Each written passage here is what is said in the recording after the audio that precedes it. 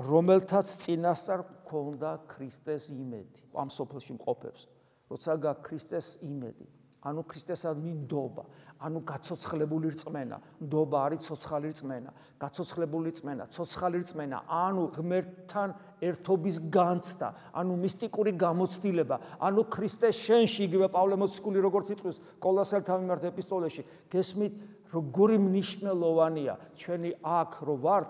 ხორცში მყოფი, როგორი მნიშვნელოვანია ჩვენი სარწმუნოებრივი ხარისხი, რომ ჩვენ თუ არ გვაქვს მასთან კომუნიკაცია და შესაბამისად ცოცხალი მინდობა და ნდობა ადამიანად მოსული ღმერთისა, რომელიც განიჩნდება ჩვენ შიგნით და ჩვენი გამოცდილებით ვიცით, რომ ის ჩვენშია, ჩვენ ცხოვრებას წარმართავს და ერთი ღერით არ ვარდება ჩვენი თავიდან, თუ ესეთი რწმენა, ანუ მისდამის სრული იმედი თუ არ გვექნება, მაშინ ეს ყველაფერი, რაზეც აქამდე ვსაუბრობდით, ჩვენი არ არის. და რა საშინელებაა, ხო წარმოგიდგენიათ ეს თუ ყველაფერი ჩვენი არ არის.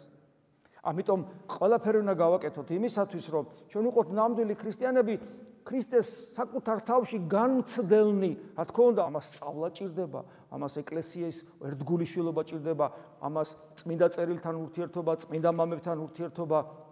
მინიმალური ღვაწლი, ამას ევქარისტიული ცხოვრება, გონებისმიერი ლოცვის, ანუ იესოს ლოცვის სწავლა, ისიქასტური პრაქტიკა, ეს ყველაფერი სჭირდება, ერთმანეთის სიყვარული, თავმდაბლობა, როგორც ნიშანი იმისა, რომ ეს ყველაფერი ჩვენში ნამდვილად აღესრულება.